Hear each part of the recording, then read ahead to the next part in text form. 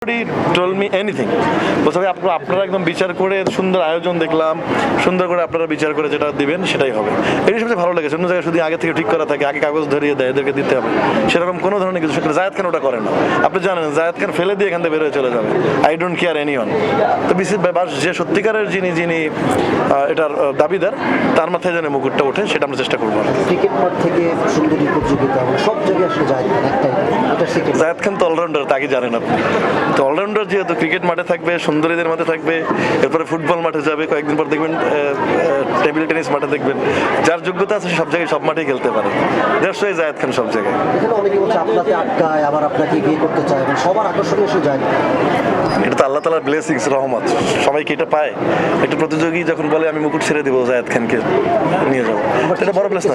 আবার এই যে দেখলাম যে মেসেঞ্জারে অনেকে নক করে বিরক্ত, এখন দেখতেছি 90% ধীরে ধীরে চিঠি দিল আপনাকে, এটা তো ব্লেসিং, সবার জন্য সবার হয়, আল্লাহ তাআলার রহমত, বাবা মার দোয়া, আর আপনাদের এই যে ভালোবাসা, আপনারা গণমাধ্যম কর্মীদের অবদান অস্বীকার করার কোনো উপায় নেই। আপনারা আছেন বলে আসলে মানুষের কাছে পৌঁছে দিচ্ছেন, আমাদেরকে বলবো না, আমাকে, যার কারণে হয়তো মানুষ এত ভালোবাসে। আমাকে নিয়ে যেসব প্রজ্ঞাপণ্ড হয়েছে, নেগেটিভিটি হয়েছে, আপনারা সেটাকে পজিটিভ করে দিয়েছেন, সত্যটা তুলে ধরেছেন, সেজন্য হয়তো আসলে মানুষগুলোর মধ্যে এরকম একটা ভালোবাসা বা একটা ফিলিংস আমার জন্য তৈরি হয়েছে। আজকে যে কার্টুনটা দিলেন এটা প্র্যাকটিস করতে, এটা আমি আমেরিকাতে করেছিলাম, ভার্জিনিয়াতে, ওটার পর আর করা হয়নি পারফরমেন্স। তো আজকে এদেরকে দেখে সবাই বলতেছিল যে আপনি এবার হাঁটলে ভালো লাগবে, তো ওই গানের সাথে হাঁটলাম এবং চেষ্টা করেছি ব্যালেন্স রেখে। তো মাশাআল্লাহ, এটা একটা নিয়ম আছে, মিউজিকে আপনার ডিগবাজিটা দিয়ে আবার মিউজিকে ধরতে হবে, এটা মিস করে ফেললেই শেষ। তো সেটা সাথে সাথে পেরেছি। আপনি একদম পারফেক্ট করলেন, সেটার সিক্রেট। আমি ছোটবেলা থেকে বললাম না, প্লেয়ার ছিলাম, খেলাধুলা করেছি, বডিটা ফিট রেখেছি, যার কারণে আমার বডি সাপোর্ট করে। আপনার মেরুদণ্ড বা শরীর যদি আপনাকে সাপোর্ট না করে আপনি পড়ে যাবেন। আপনার প্রতিটা রগ শিরা আপনাকে সাপোর্ট করতে হয় প্রতিটা কাজের সাথে। জিনিসটা ঘুরলে সার্কেল অনুযায়ী আপনার বডিটাও ঘুরবে।